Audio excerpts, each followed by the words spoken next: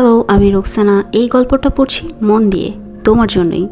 যদি আমার এই প্রচেষ্টা ভালো লাগে তবে আমার channel Roksana's life canvas subscribe করে পাশে থেকো, কারণ পদ্মজার গল্পটা অনেক লম্বা আর আমি চাই তুমি যেন প্রতিটা পর্বে আমার সাথেই থাকো।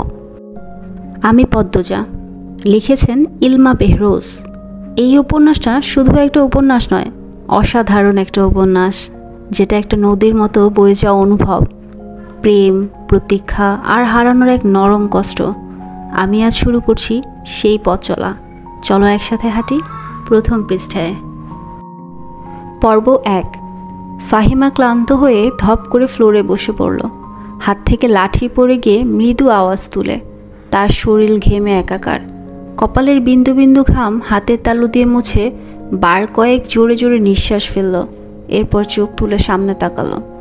রিমান্ডে কোনো পুরুষই টিকতে পারে না, সেখানে একটি মেয়ে আজ 4 দিন ধরে রিমান্ডে। তার সামনে চেয়ারে বাঁধা অবস্থায় ঝিমুচ্ছে।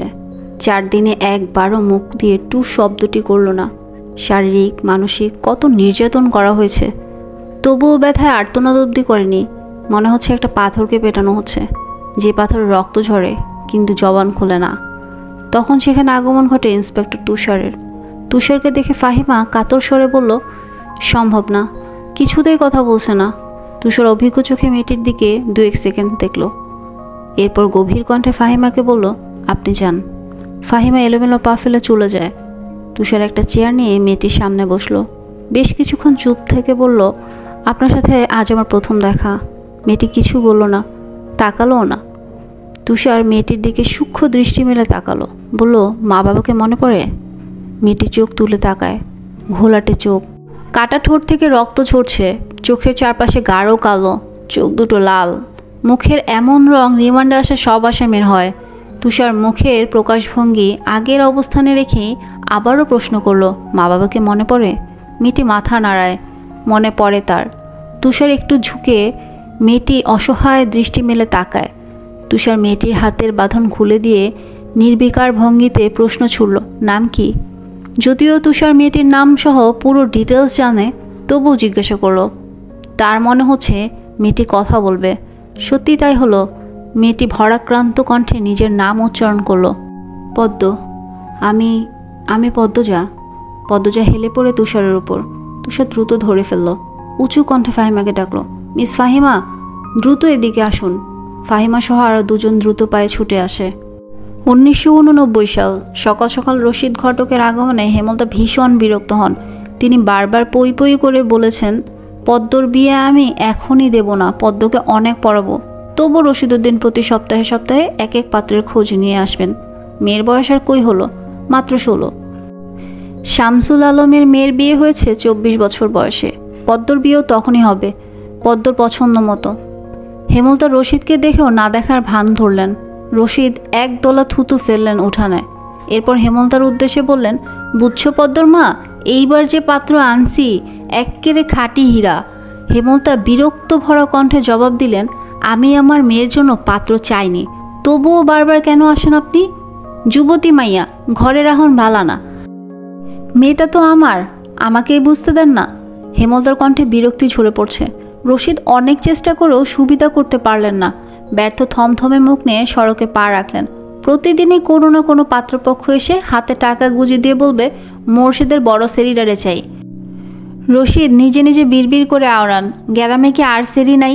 একটা সেরিরেই কেন সবার চোখে পড়তে হইব? চাইলে কি সব পাওয়া যায়? পূর্ণা স্কুল জামা পরে পদ্মজাকে ডাকলো, আপা, এই আপা, স্কুলে যাবি না? আপারে।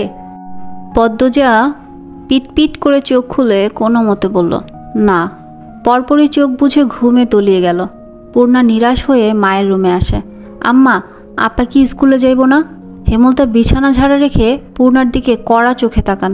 রাগী স্বরে বললেন, যাইব কি? যাবে বলবি। পূর্ণা মাথা নত করে ফেলল। হেমলতার কড়া আদেশ, মেয়েদের পড়াশোনা করাচ্ছি, অশুদ্ধ ভাষায় কথা বলার জন্য নয়, শুদ্ধ ভাষায় কথা বলতে হবে। পূর্ণাকে মাথা নত করতে দেখে হেমলতা তৃপ্তি পান। তার মেয়েগুলো মান্যতা চিনে খুবই অনুগত। তিনি বিছানা ঝাড়তে ঝাড়তে বললেন, পদ্ম শরীর ভালো না, সারা রাত পেটে ব্যথায় কাঁদছে, থাকুক, ঘুমাক। পূর্ণার কিশোরী মন বুঝে যায় পদ্ম যে কিসের ব্যথায় কেঁদেছিল। সে রাতে নানার বাড়ি ছিল বলে জানতো না, ভোরেই চলে এসেছে। নানা বাড়ি হেঁটে যেতে হয় 5 মিনিট লাগে। পূর্ণাকে চুপচাপ দাঁড়িয়ে থাকতে দেখে হেমলতা বললেন, তুই যা, মাথা নিচু করে যাবি, মাথা নিচু করে আসবি। আচ্ছা আম্মা। পূর্ণা রুমে এসে আয়নার সামনে দাঁড়ালো, নিজেকে খুঁটিয়ে খুঁটিয়ে দেখলো। এরপর গত মাসে মেলা থেকে আনা লাল লিপস্টিক গাঢ় করে ঠোঁটে মাখে। 14 বছরের পূর্ণার ইদানিং খুব সাজতে ইচ্ছা করে। হেমলতা সেজেগুজে স্কুলে যাওয়া পছন্দ করেন না বলে পূর্ণা আগে লিপস্টিক মাখেনি। 3 দেয়ালের কাঠের ঘড়ির কাঁটায় সকাল 10টা বাজলো মাত্র, এখনও পদ্মজা উঠল না। হেমলতা মেয়েদের রুমে ঢুকেন। পদ্মজা দুহাত ভাঁজ করে ঘুমাচ্ছে। জানালার পর্দা ভেদ করে আসা আলতো পেলব রোদ্দুরের স্পর্শে পদ্মজার মসৃণ পাতলা ঠোঁট, ফর্সা ত্বক চিকচিক করছে। হেমলতা বিসমিল্লা বলে 3 বার ফু দেন মেয়ের শরীরে। গুরুজনেরা বলেন মায়ের নজর লাগে বেশি, নজর কাটাতে বিসমিল্লা বলে ফু দিতে হয়। হেমলতার মায়া লাগছে পদ্মজার ঘুম ভাঙাতে, তবু আদুরে গলায় ডাকলেন, পদ্ম, এই পদ্ম। পদ্মজার চোখ খুলে মাকে দেখে দ্রুত উঠে বসে। যেদিন ঘুম থেকে উঠতে দেরি হয় সেদিনই হেমলতা ডেকে তুলেন। পদ্মজা অপরাধী কণ্ঠে প্রশ্ন করলেন, বেশি দেরি হয়ে গেছে আম্মা? সমস্যা নেই, মুখ ধুয়ে খেতে আয়। পদ্মজা দ্রুত কলপারে গিয়ে ব্রাশ করে, মুখ ধৌত করে। হেমলতা শিক্ষকের মেয়ে, তাই তার মধ্যে নিয়ম নীতির প্রভাব বেশি। মেয়েদের শক্তপোক্ত নিয়মে রেখে বড় করেছেন। পদ্মজা রান্নাঘরে ঢুকে দেখল প্লেটে খাবার সাজানো। সে মৃদু হেসে প্লেট নিয়ে টেবিলে গিয়ে বসলো। তখন হেমলতা আসেন। পদ্ম দ্রুত ওড়না দিয়ে মাথা ঢাকে। হেমলতার দেওয়া আরেকটা নিয়ম, খাওয়ার সময় মাথা ঢেকে খেতে হবে। পদ্মজা নিশ্চুপ থেকে শান্ত ভঙ্গিতে খেতে থাকলো। হেমলতা মেয়েকে সহজ কণ্ঠে বললেন, তাড়াহুড়া করিস কেন? মুখ ধুতে গিয়ে চুল ভেজে এসেছিস, খেয়ে রোদে বসে চুলটা শুকিয়ে নিবি। আচ্ছা আম্মা। আম্মা, পূর্ণা প্রেমা আসে নাই? পূর্ণা আসছে, স্কুলে গেছে। প্রেমা দুপুরে আসবো। আম্মা, আব্বা কবে আসবেন? পদ্মজার প্রশ্নে হেমলতা দাঁড়িয়ে পড়লেন। শুকনো গলায় জবাব দেন, জানি না। খাওয়ার সময় কথা বলতে নেই। হেমলতা চলে যেতেই পদ্মজার চোখ থেকে টুপ করে 1 ফোঁটা জল পড়ে পাতে। পদ্মজা দ্রুত হাতের উল্টো পাশ দিয়ে চোখের জল মুছে। পদ্মজার জীবনে জন্মদাতা আছে ঠিকই, কিন্তু জন্মদাতার আদর নেই।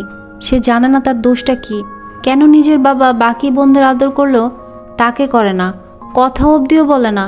2 বার মাকে জিজ্ঞাসা করেছে সে, আমি কি তোমাদের সত্যিকারের মেয়ে আম্মা?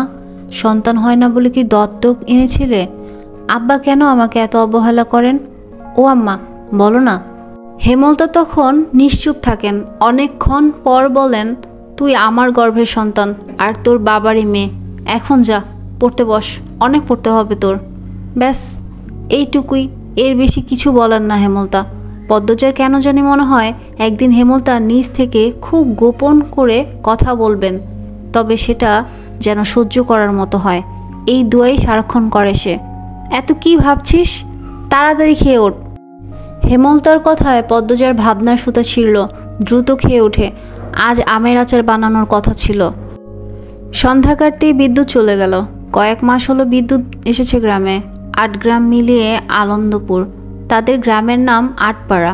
প্রতিদিন নিয়ম করে সন্ধ্যা রাত থেকে 3 ঘন্টা গ্রাম অন্ধকারে তলিয়ে থাকে। আর সারাদিন তো বিদ্যুতের নাম গন্ধ থাকে না। বিদ্যুৎ দিয়ে লাভটা কি হলো? পদ্মজা, পূর্ণা, প্রেমা 3 বোন একসাথে পড়তে বসেছিল। বাড়ি অন্ধকার হতেই 9 বছরের প্রেমা খামচে ধরে পদ্মজার ওড়না। পদ্মজা মৃদু স্বরে ডাকলো, আম্মা, আম্মা, আয় টর্চ নিয়ে যা। হেমলতার আহ্বানে পদ্মজা উঠে দাঁড়ালো। প্রেমা অন্ধকার খুব ভয় পায়। পদ্মজার ওড়না ছেড়ে পূর্ণার হাত চেপে ধরে। টর্চ নিয়ে রুমে ঢোকার মুহূর্তে পদ্মজা গেট খোলার আওয়াজ পেল। উকি দিয়ে হানিফকে দেখে সে দ্রুত রুমে ঢুকে পড়ল। হানিফ পদ্মজার সৎ মামা। বুবু, বাড়ি আন্ধার কেন? বাত্তি টাত্তি জ্বালাও। হানিফের কণ্ঠ। হানিফ আসছিস? হেমলতা রুম থেকে বেরিয়ে বললেন, হাতে হারিকেন। হানিফ সবকটি দাঁত বের করে হাসলো, বলল, হ আমি। আয় ভেতরে আয়। হানিফ বারান্দা পেরিয়ে বড় ঘরে ঢুকে বলল, তোমার সেরিগুলান কইতে? আছে রুমেই পড়ছে। এই আন্ধারেও পড়ে? হেমলতা কিছু বললেন না। হানিফ এই বাড়িতে আসলে কেন জানি খুব অস্বস্তি হয়, অকারণেই। ওদের খাওয়ার সময় হয়েছে, তুইও খেয়ে নে। এইখানেই খামো না তোমার সরাইখানেতে যাইতে হইব? কথাটায় রসিকতা ছিল। গ্রামে থেকেও হেমলতা খাওয়ার জন্য আলাদা রুম নির্বাচন করেছে। সেটা হানিফের কাছে রসিকতাই বটে। হেমলতা প্রশ্নের জবাব সোজাসাপটা না দিয়ে বললেন, খেতে চাইলে খেতে আয়। পদ্মজা কিছুতেই খেতে আসলো না। কেমন জড়সড়ো হয়ে আছে, মনে হচ্ছে হানিফকে ভয় পাচ্ছে বা অবহেলা করছে। হানিফ 6 বছর সৌদিতে ছিল, 3 মাস হলো দেশে ফিরেছে। 3 মাসে যতবার হানিফ এই বাড়িতে পা রেখেছে ততবারই পদ্মজা অজুহাত দিয়ে দূরে দূরে থেকেছে। হেমলতার বিচক্ষণ মস্তিষ্ক মুহূর্তে ভেবে নিল অনেক কিছু, তাই জোর করলেন না। আজই এই লুকোচুরির ফয়সালা হবে। হানিফ পদ্মজাকে দেখার জন্য অনেক ছলচাতুরি করলো, কিছুতেই সুযোগ পেল না। বিদ্যুৎ আসার ঘণ্টাখানেক পর হানিফ চলে যায়। পূর্ণা প্রেমা রুমে ঢুকতেই পদ্মজা ঝাঁপিয়ে পড়ে। রুদ্ধশ্বাস কণ্ঠে বললেন, কতবার না করেছি লোকটার পাশে বেশিক্ষণ না থাকতে, তোরা কেন শুনিস না আমার কথা?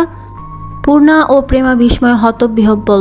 পদ্মজা কখনো তাদের এমন নিষেধ দেয়নি, তাহলে এখন কেন এমন বলছে? হেমলতা রুমে ঢুকতেই পদ্মজা চুপসে যায়। পদ্ম, আমার রুমে আয়। মায়ের এমন কঠিন কণ্ঠ শুনে পদ্মজার কলিজা শুকিয়ে আসে। হেমলতা নিজের ঘরে চলে যান। হেমলতা মেয়ের দিকে তীক্ষ্ণ দৃষ্টিতে তাকিয়ে আছেন। পদ্মজা নতজানু হয়ে কাঁপছে। সুন্দরীরা ভীতু আর বোকা হয়, তার দৃষ্টান্ত প্রমাণ পদ্মজা। হেমলতার খুব মায়া হয় পদ্মজার সাথে উঁচু কণ্ঠে কথা বলতে। পদ্মজা রূপসী বলে হয়তো গোপনে আবেগ লুকিয়ে তিনি বজ্র কণ্ঠে প্রশ্ন করলেন, কি লুকাচ্ছিস? হানিফের সামনে কেন যেতে চাস না? সে কি করেছে? পদ্মজা ফোপাতে থাকে। হেমলতা সেকেন্ড কয়েক সময় নিয়ে নিজেকে সামলান। কণ্ঠ নরম করে বললেন, হানিফ ধরিবাজি লোক, সৎ ভাই বলে বলছি না। আমি জানি তার ব্যাপারে যে কোনো কথা আমার বিশ্বাস হবে। তুই বল, কি লুকাচ্ছিস? মায়ের আদুরে কণ্ঠে পদ্মজা আচমকা বাঁধ ভাঙা নদীর মতো হু হু করে কেঁদে উঠল। এই ছিল আমি পদ্মজা উপন্যাসের প্রথম পর্ব। পরবর্তী পর্ব দেখতে চাইলে চোখ রাখো আমার চ্যানেল রোকসানাস লাইভ ক্যানভাসে। চলে আসবো আবার নতুন পর্ব নিয়ে খুব শীঘ্রই। সেই পর্যন্ত ভালো থেকো। আল্লাহ হাফেজ।